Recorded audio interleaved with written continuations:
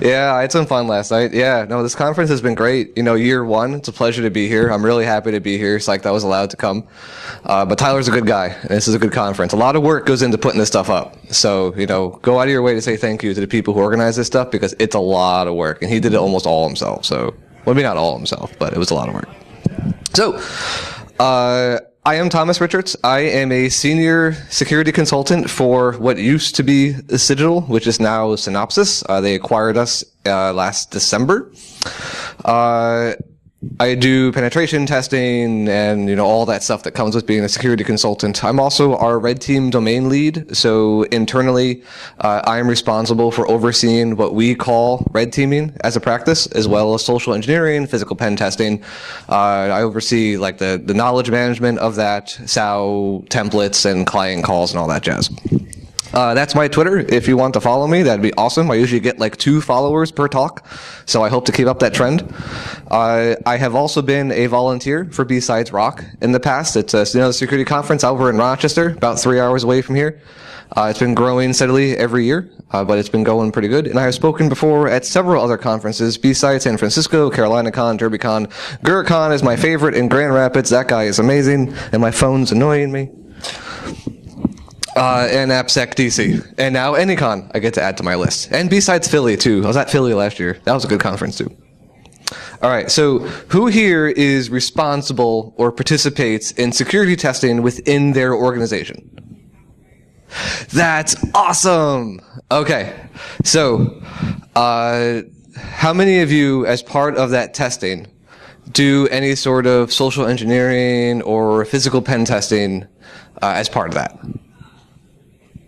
That's usually what I get. About one person does that sort of testing on top of their security program. So the purpose of this talk is we're going to go over, you already have a security program, which is awesome, and you're doing testing, but we're going to talk about ways to bring in adversarial emulation into your testing and to basically bring your testing program to the next level by adding in this holistic approach to security. So what is red teaming? The classic definition of red teaming is challenging a group's preconceived notions, assumptions, and or processes. Right? It's breaking out of groupthink. This can function in one of 3 ways. Vulnerability probes, which is penetration testing, what we do. It's also simulations, sort of like wargaming, doing like what-if situations, and alternate analysis. So getting a body of information, look at it from a non-biased view to see if you arrive to the same conclusion as the group that first provided the analysis.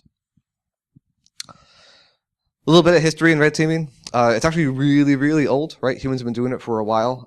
Probably the best example comes from the Catholic Church about the devil's advocate. So that devil's advocate was actually a real position within the Catholic Church. And the purpose of that position was to question the evidence that was provided for people that were being nominated for sainthood.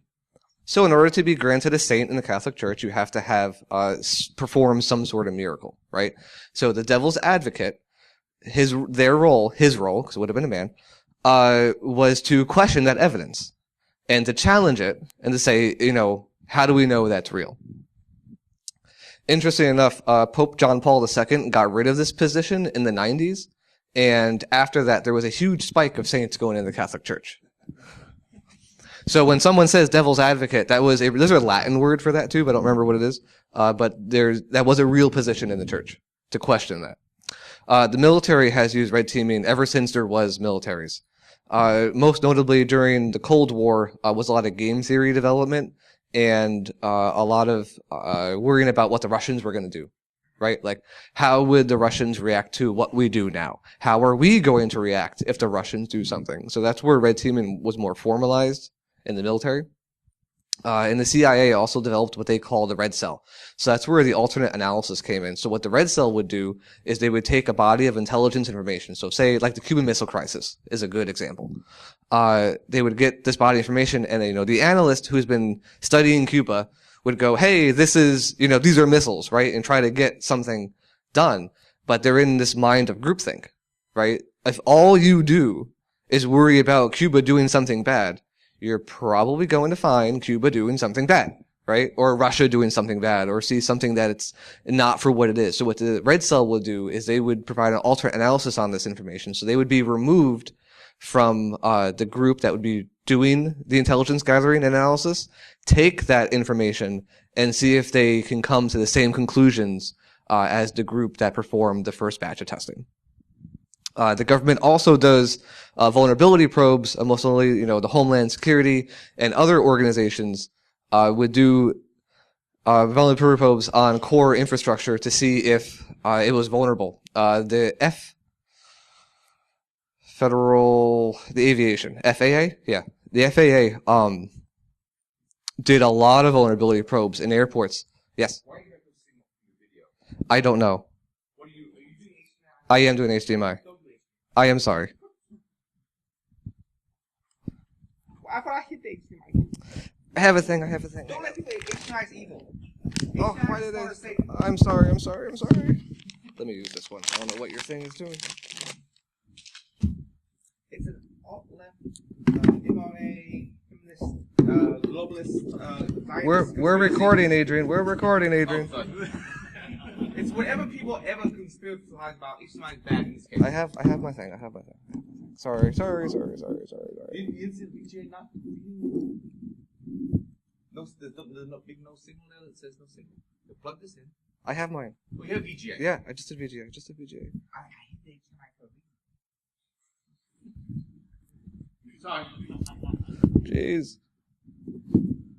But now I have no signal to the projector. So what's up with that? You hook up the VGA and you have no signal?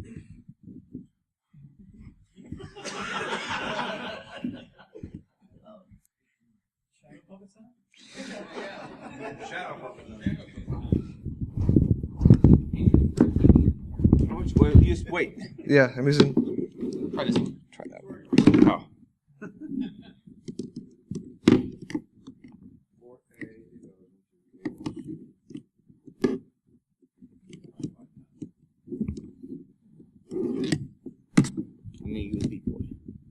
Oh, and you're plugging in USB too? Jeez, so shady. Oh, well, it likes that one. I heard the beep. There we go. Oh boy. I'm not starting over. That's fine.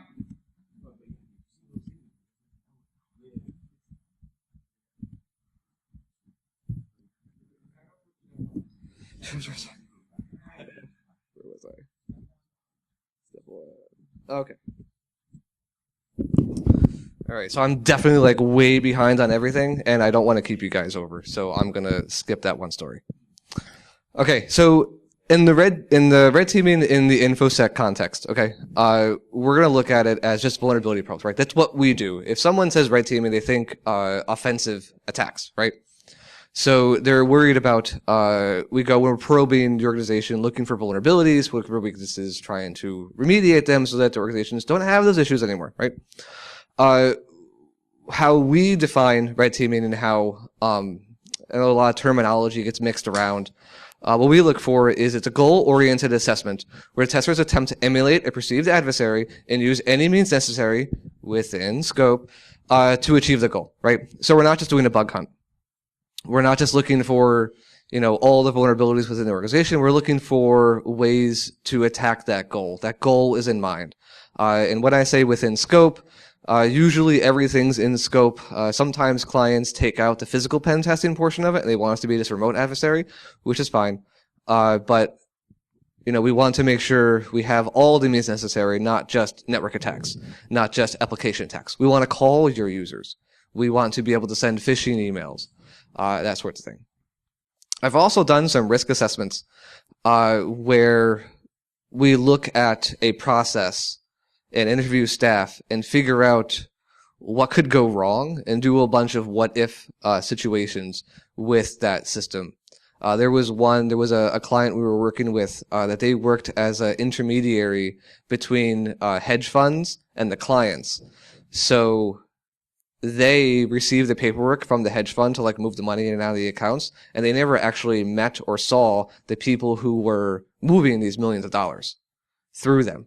They never met them. It was all through paperwork. And when we looked at it, they were literally moving millions of dollars by email. Yeah, there were controls in place.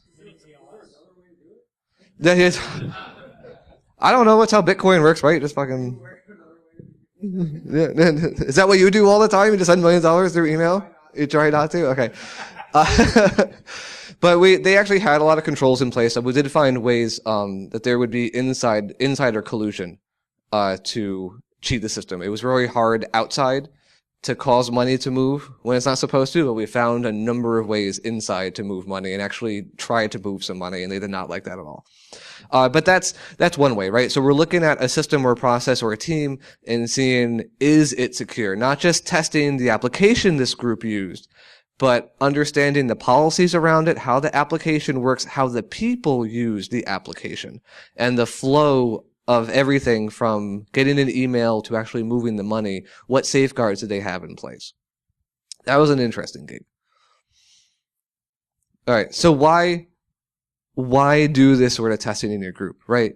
So usually in an organization, as was demonstrated in my intro questions, some of you will do network-only tests. You'll do application-only tests. You'll test the mobile applications too, right?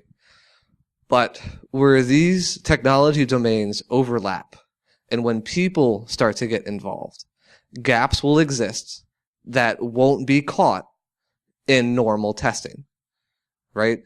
If I do a network pen test, we're looking at all the servers and looking for issues, but we don't necessarily know how those servers are supposed to interact with one another when it actually is doing something, right? We're just looking at the software, checking the port, seeing the version, is it vulnerable, right? Is there any configuration issues? And the business logic is usually saved for like an application pen test. What this will do, what Red Teaming will do, will test the security posture of your entire organization. So not just looking at that network stack. We will look at your whole organization, your people behind it. Are your policies going to work, right? So now you'll get a true picture of your organization's security posture as it's being attacked from some sort of threat. As I said, not just a bug hunt. And this one was a perfect example of this. So we had a red team against a firm. They had a limited external footprint. We weren't allowed to do any physical pen testing, which we're doing another one for the same client starting tomorrow. And they said, Monday. Starting Monday. And we get to do the physical pen testing portion this time. So we're really excited about that one. But they have a limited external footprint. But we could still fish, and we got some credentials and stuff. But what we found was the client used an SFTP server to transmit information between themselves and their clients, right? +1, right? Not using plain text, using good crypto, using good software, everything. However, this version of SFTP was running on a Windows box. Kind of weird, like why wouldn't you just spin up a Linux box? But whatever. But it also accepted SSH, right? And with that, if you connect on SSH with the valid credentials, it would drop the connection after about 5 seconds because you weren't supposed to have shell access. But the users had shell access for about 5 seconds before the connection was dropped. In those 5 seconds, we were able to launch a PowerShell command, which got us Cobalt Strike Beacon, and we were on the box, and we were able to escalate up to admin, and then we're in the DMZ. And once we got admin on the box, we were able to dump the creds, find the actual administrator credentials, have domain admin, and we took over their whole network within a matter of a couple hours, just because they had an SSH server listening. Now, in a normal network pen test, right, we would have looked at that, checked the version of it, and just moved on. We wouldn't have known they had a huge gap in their infrastructure that allows someone to take over their entire network because they listen to SSH. That's the difference between just doing a normal network pen test and then spinning up doing red teaming, where we're actually going in trying to figure out what can happen and attacking the system. Businesses are concerned with threat actors, right? They're worried about internal or external threats, whether it's the market, a competitor, adversaries, nation states. just rogue hacker groups, ransomware, WannaCry, right? I love how something happens every time before I give this talk and I can reference it. What will happen? We actually had a couple clients ask us to emulate a ransomware attack, we didn't get to execute on those, but it would have been fun to do. So with red team testing, we try to attempt and emulate these threat actors and how they would attack the organization. So we look at their techniques, make sure we emulate the tool sets that they have, the skill level, and usually the client will define for us the targets. Sometimes they'll ask us to find the targets, which is fine. But usually they say, okay, we're really worried about our payroll system. We're worried about our source code. We're really worried about, our employee information or our client's database or credit card information. And that's what we will target and go after in these tests. Before you can proceed into red teaming, you really have to be able to know more about your organization than you might already know, right? Because everything's documented all the time, right? You know where every asset is, the IP address, what it does, and everything that's supposed to be decommissioned. Another red team we did was for a law firm, and we found access to a system that didn't have two-factor, which was the only system in their external footprint that didn't have two-factor, and it had access to all their client information going back to 2010. And this was a big deal law firm that handles huge mergers and acquisitions. So we had very sensitive information. When I was on the readout call with them and told them about this server, because that's how we got the information the first time, they said to us, "What server did you use?" It's like, "Oh, this IP address, this software it's running, it has a Samba connection right into your share." They're like, "That was supposed to have been turned off 5 months ago. That was a test server that someone spun up so we can see if the software was going to work. And that's not supposed to be on." They turned it off on the call. They said, "Can you just go check, see if that IP address is up right now?" They muted the mic, yelled at someone to go turn it off. They're like, "That's not supposed to be up." So you have to know your assets, right? Because you have to know what you're going to go after. Your information, your technological assets, your physical assets, your buildings, what do they look like? What security controls there? And also your business processes. What is supposed to happen when someone calls help desk, right? What are your methods of verification? Do those work to stop someone from impersonating someone else? So the basic elements of a red team, when we look at it, we have the electronic, which we know, your network infrastructure, your applications, your servers, everything. Your social, which is your people, as well as your social footprint. I lump email addresses and phone numbers into that too, and your physical assets as well. That you would test. So your buildings and everything. So where that meets in the middle is where red teaming comes together, right? Where everything comes together, what happens? Examples of electronic, your software, your web apps, your thick clients, any applications that you use on your desktop, your network, your external and internal networks, IP addresses, servers, etc. Your wireless networks, those are fun to test. Any mobile technologies that you have in place, as well as embedded technologies. We've taken over, alarm systems. Well, not security systems before. And PBXs. You know how much fun that is? The consultant that's been doing a lot of red teaming stuff for us, he loves getting on the PBX and getting into phone calls that clients are having. It was funny. He was on one. He took over the PBX, and there happened to be a conference call going on with a lot of the executive staff, and they were talking about a new data center they were going to roll out.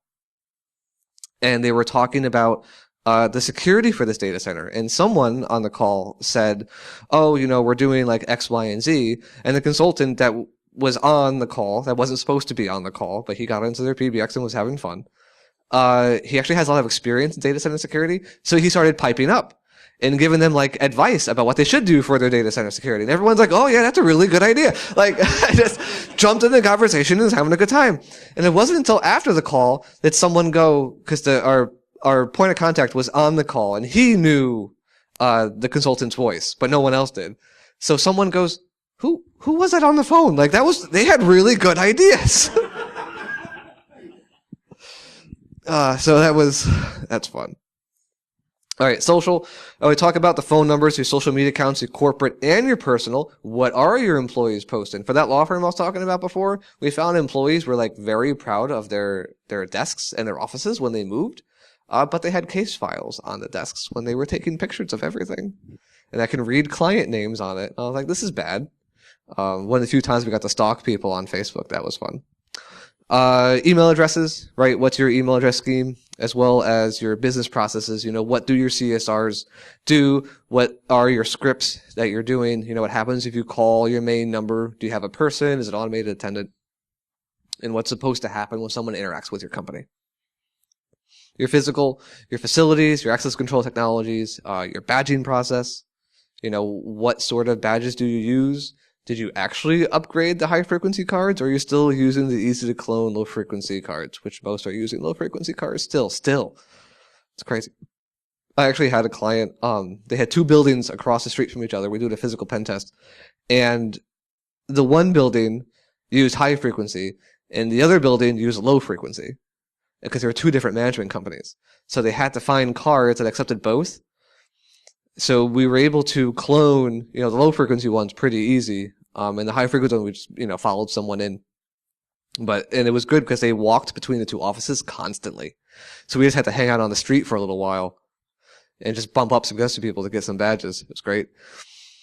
All right. So building an in-house red team. So when you're looking to put this all together, after you figure out everything about your organization and know what you're going to target and everything, there's several things that need to fall into place for this team to function, right? On top of doing normal pen testing. You need a good team dynamic. You need leaders and you need assessors. You need excellent managerial support, because red team will ruffle feathers. It will upset people. It's not just doing, how much security testing upsets people. What happens if you lie to someone and they fall for it and they give you all their information and you take over the network, right? They're not happy then. And you also want to have run books or guides in place, documentation for the team, on how to deliver the technical aspects of the assessment when you're going through it. So as you rotate staff or you have attrition and everything, there's still a knowledge transfer a bit, so that someone coming in can understand what your team is doing, in the parameters that have been defined by your organization. Effective red teams, need to be placed somewhere in the org's personnel chart, of course. They need to be semi-independent. So you want to be the highest as possible, because you don't want the middle managers to be able to get in and tell you can't do something. So you have to be placed very strategically on the org chart with the least possible levels of management. And you want to be far away to remove bias, but close enough so that people will listen to you. For the red team, you need a leader, obviously. You want this to usually be a senior member of the organization. They should have boots on the ground experience. They know, how to perform these assessments, because they're going to be looked for advice and guidance when these assessments are going on. You also want someone who's good at motivating the testers, because hackers are very interesting people to work with, and you can't talk to us like you would a normal person and really motivate us to work, right? We're excited about completely different things than what a software developer is excited about, or what HR is excited about, right? And they also want to be responsible for setting the goals and performing oversight of the assessments.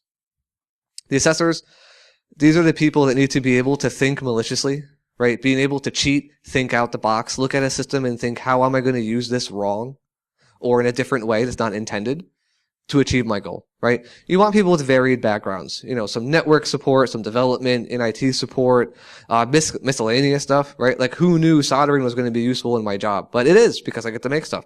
And sometimes it's useful for when I'm on an engagement. Lock picking, right? It was a hobby until I got paid to do it. Which was awesome. So these people have to be comfortable with liner cheating, stealing, and stealing within reason, right? You have to know that boundary, but you're going to have to still put on that face and be that actor when you're doing the assessment to make the assessment go forward. And they're going to be the ones conducting the engagements, right? They're going to be the ones that are going to be on the ground, doing this work.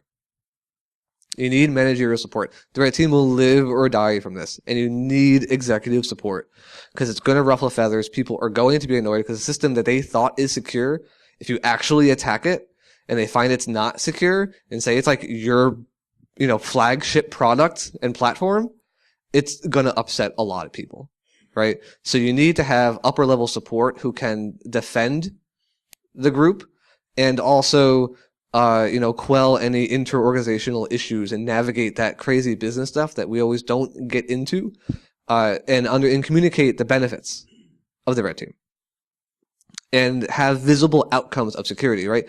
Just doing testing is fine, but you need to have some sort of metrics. Are we getting better? We're spending X. Are we getting better in our organization? What's improved? Can we measure that improvement? So that's where this managerial support will come in. Getting the managerial support, you want to make sure you have, stated goals for the red team. Like it should have some sort of mission statement that will say, we are, doing X, right? Like whatever the red team is supposed to do should be knowledgeable to everyone. The mission statements are good because it helps to keep the team on track, right? So as long as you know you're doing what you're supposed to be doing, as broad or as defined as it is, you want to make sure the team is following those. And then these can explain, be able to explain risks that the red team can discover. So what I talked about in the beginning of the talk, where these knowledge gaps where the gaps happen for the knowledgeable assets, where everything overlaps, where there's issues, the examples I gave, like those are good things to bring up, right? Like we would have missed that in how we're testing now. We need to test differently. We need to test better to make sure we don't miss those things in the future. You'll get common pushbacks. Some organizations have told us, oh, my users will always fall for a phishing attack. We don't have to phish. Okay. So let's talk security awareness training, right? Like what are we doing? Is it going to work? Let's test it anyway. And when clients have also said this to us, we will go to them, okay, then just give us a set of credentials and we'll see what we can do. And a lot of times we've done quite a bit of those. Will give us creds. So they'll assumed compromise, what we call them, right? So they'll give us a good set of creds and let us just go to town with those. How different is this from normal testing? I've been covering that this whole talk, so hopefully you've learned what that is. The slides are up, the recording has been up, even though we missed half of it. Explain what the difference is and why you're not doing something already within your testing program. My system network application is doing anything sensitive. We won't be a target. Yes, you are. If you're on the internet, you're a target. Now with ransomware especially, right? They're not even going after what your organization does. They don't care. They're just looking to get money, right? So that should be a threat. And what organizations are worried about, how susceptible are we to that? Which WannaCry actually had a really small infection rate compared to like Blaster and Code Red and Nimda and all those other worms that have happened years by. They were like 300,000. Yeah, and Blaster was in the millions. Or Conficker too. Conficker was in the millions as well. Like that was crazy. But it was more devastating because it just destroyed everything. If only Bitcoin was around in the early 2000s. Like I've been talking about, the red team engagement will ruffle feathers, right? Because it will focus on the sensitive bits of your organization, things that people thought were correct or in place the right way might be discovered to not be in the right way or correct or secured at all if you start looking at it from a different angle, right? So, as I mentioned before, the stakeholders in engagement should have enough influence to stand up to any political threat, right? Because there will be inter-office politics, there will be people, annoyed, upset, but they need to be brought into it and shown that, hey, we're bettering everything, right? We're looking at it differently. We're trying to make the organization better and more secure, right? We're not here to just, crap on everything. We don't want to be hacked, right? So that's why you're going to red team. You want this red team runbook, right? You want some sort of guide for the testers. You don't want it to be a prescriptive, step-by-step things, because red teaming by itself is not step-by-step. It's very, we call it crimes of opportunity, right? You never know what you're going to find when you're there, so you have to be prepared for anything sometimes. And you want us to cover the phases of the assessment. So you want it to give, overview of what, the different phases will be so that someone can figure this out and carry out these assessments with some guidance, after viewing documentation. You want it to be a living document, right? It's not going to be written once and forgotten about, and never updated. You want this to be constantly updated and improved as team members go through assessments. It's sort of like a learning thing. So like, what did you learn after this assessment? What did we do wrong? What could we do better? And what little tool did we try to use that didn't work for the first 4 hours we were messing with it, and then we finally figured out how to use it? Let's document that so the next team doesn't have an issue trying to figure out the tool for 4 hours, right? So phase one, when you're going through the red team, is usually the reconnaissance phase, right? This is where you're going to get all the information gathering for the assessment. You're going to do open source intelligence, what are the IP address ranges, what are the phone numbers, what do the email addresses look like, can you figure out how many email addresses can you find? This phase never truly ends. You're always learning as you're going through the assessment. And we've sometimes completely changed our attack pattern because of something we found mid-assessment that didn't come up in the first round of reconnaissance. And there's passive and active reconnaissance. So passive is the Google dorking. It's not actually touching the organization. Active reconnaissance is when you start touching the organization. We're going to look at what is on that port. Not just the IP address ranges, but what is live, what's going on. Looking at passive recon, like I said, looking up DNS entries, trying to brute force DNS entries and find interesting hosts. Where's the webmail? Where are some employee portals that someone might be going into? Google hacking, getting the IP address information, especially the who is information, who owns those IP addresses. E-minus hardening, and if we're doing physical testing, we're going to look at Google Maps, right? We're going to try to figure out what does the building look like from the air, in the street, what's around it, what are some possible entry points that we would be doing. Again, active, where we will actually, touch the ports, start port scanning, see what's out there. Call support numbers to figure out what happens. Find their IT support number and call up and say, hey, I'm Joe Schmo, I forgot my password. And see what they require to reset the password. There was a client we had on the West Coast, and what we did, I called them, like our morning time, so it was like 5 a.m. their time, all the numbers that we found to get the recordings on the voicemail.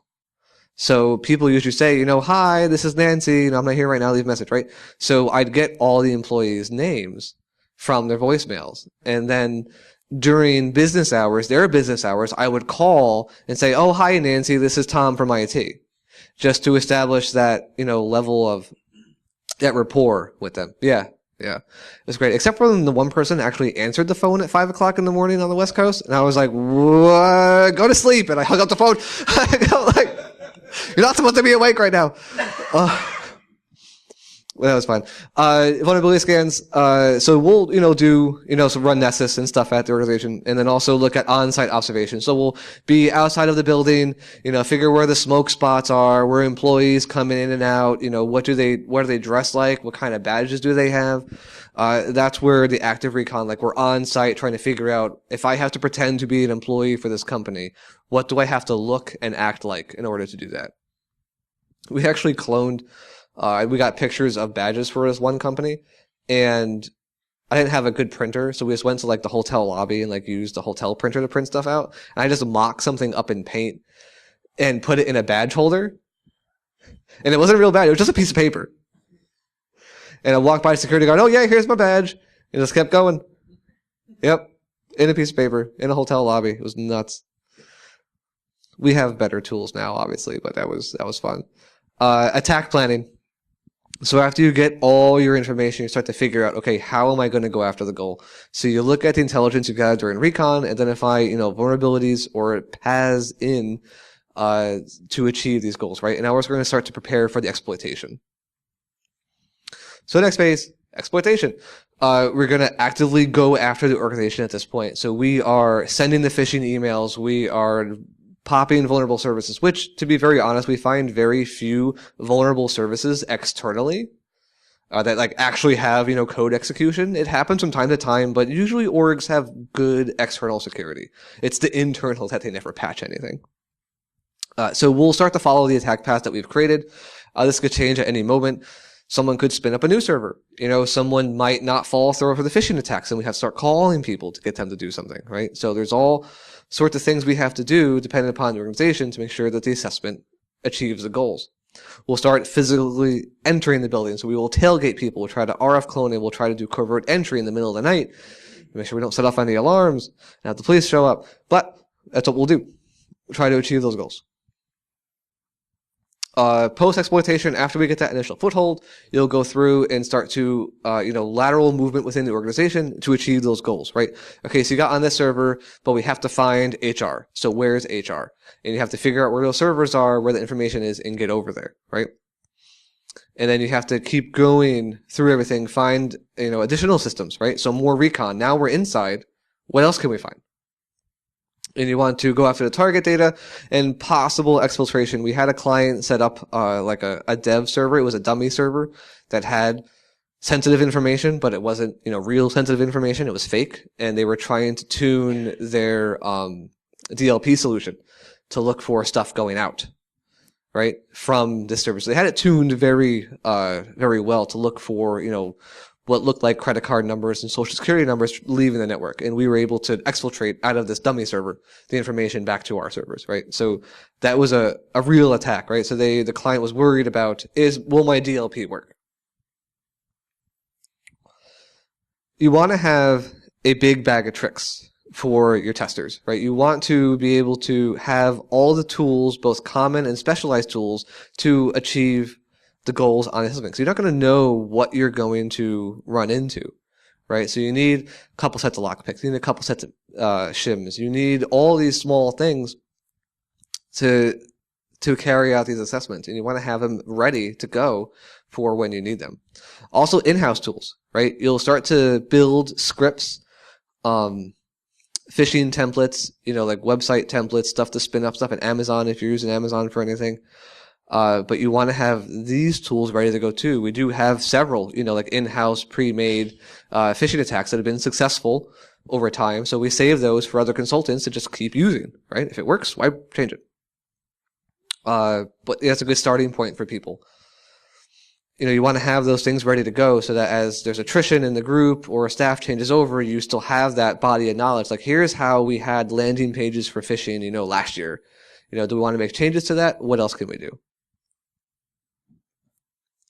So when we're looking about putting it all together, right, the red teaming in this context, not just general offensive testing, but red teaming will add another layer to your security program that might not already be there, right? There's gaps, there's stuff that you're testing that you might not have tested before. You want to make sure you find those vulnerabilities before an adversary does, right?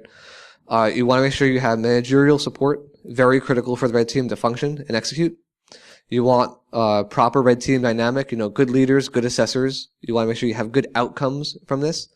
You want to have, documentation that the outcomes are actually beneficial and that there's metrics and improving in the program. And you also want proper process tools documentation to keep the red team flowing in the face of staff changes or any challenges to why the team is there or functioning. Okay. So, thank you.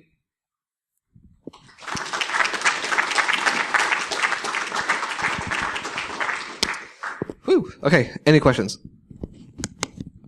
Yes? Have you ever been not successful in getting it? Or achieving whatever mission you're trying to achieve? There was one assessment we had a couple years ago where we were not successful. There was a number of reasons behind why we weren't successful that we can talk about after if you want, but there has been times we were not successful or as successful as we should have been. And that is part of consulting. Sometimes orgs have a really good security posture, right? And that's what we're there to validate. It happens very rare. do we don't get in? Yeah. Right. Like, of all the ones we've done, I can think of one, right? But it happens. I'm curious on that point. Do you actually learn something and achieve something? Like, even if you fail to Yeah. No, there's always something to learn, right? It's never a total bust. I mean, we had findings on it. We just didn't get to the internal network. We didn't get to what we were achieved to do. There was a lot of stuff learned from that assessment. But we, for the client learned a lot, and then we learned a lot too. You're always going to learn on an assessment. Every assessment is different. That's why I love consulting. Every gig is going to, even if it's the same test for the same client, year after year, it's always different. So, you're always going to learn something on an assessment. That other individual had a hand up. You had a question, sir? Yeah, it was just Okay. you said the clients were, I don't know how secure you thought the web, but then I was thinking how secure you thought the web was. What if maybe you guys were maybe just hackers to actually break in, but maybe there was something that you guys could have done a bit extra in order to, break in, just something along that line. Yeah, like we'll always have like a readout call with the client after the fact, to talk about the assessment, and sometimes like they'll be able to see what we've been doing, and they were like, oh, like you were like really close. If it's a very cooperative client, sometimes we're not that cooperative. But after the fact, roundtable try to figure out what happened and how they can improve. That's what that call is there for. So if we don't get all the way in and we say, well, we got like this far if we had more time, right? Everything's time boxed. We only have, X number of weeks to do these assessments. We don't have unlimited time that an attacker would have, right? That's why we make certain assumptions on the gigs so that, we know that we're not going to have all the time, but we still want to give the client the value, or like your internal teams, the value of the assessment. So you make certain assumptions throughout the life cycle of this, like the assumed compromise I was talking about, getting credentials ahead of time. Just give us creds. Make a user that's a normal user in the network, nothing special, and give us that credential to assume a compromise of someone else's credentials, right? And that saves time on the assessment. We can focus on the more important stuff then, if that's what they're worried about. Yes? Without going into details, how many times you've been called into one company multiple times over the course of a couple of years, where you found the exact same problems from day one, or year one, in year 3, year 2, year 4? There's a couple. A lot of the orgs that we work with already have like security programs internal. So we find issues and then they will remediate them. We don't always find the same issues every time, but we find new issues. Right, because we know, okay, we got the low-hanging fruit, now we have to go after something big. Right? The gentleman back there had his hand up first, Rob.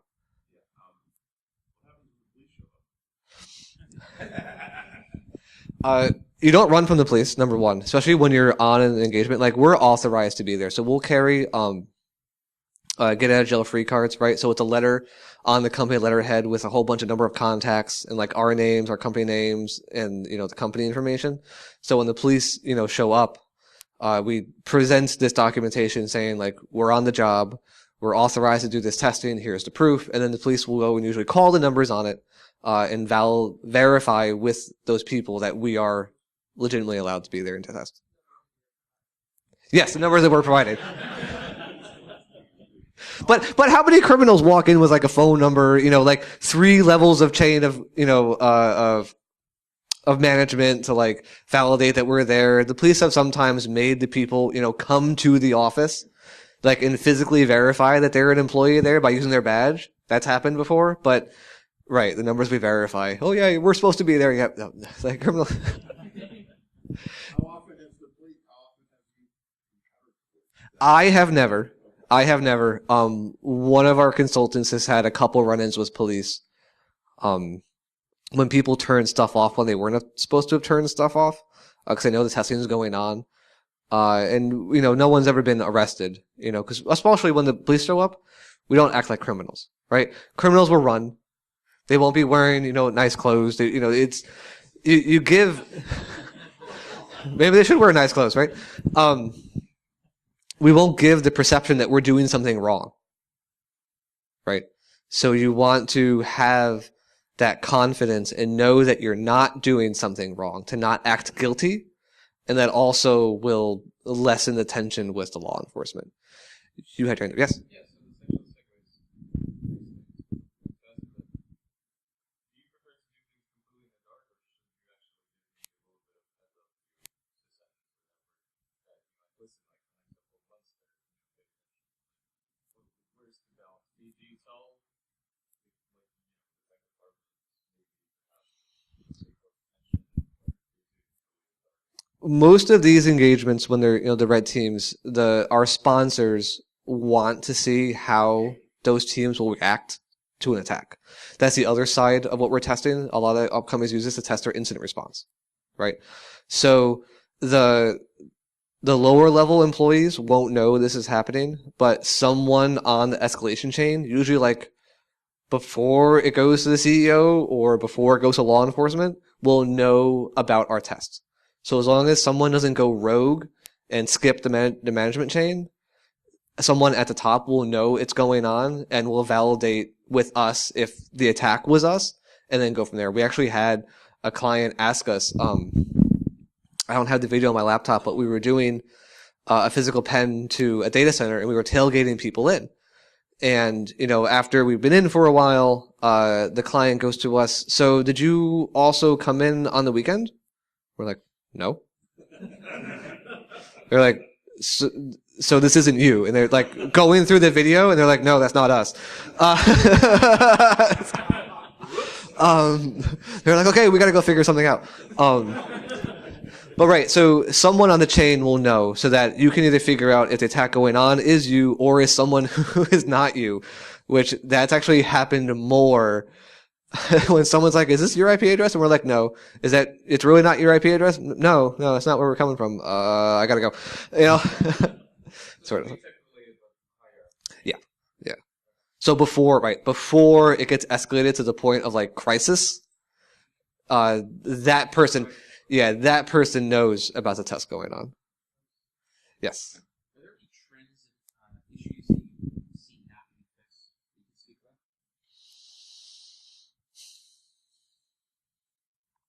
about? Nothing's coming to mind right now.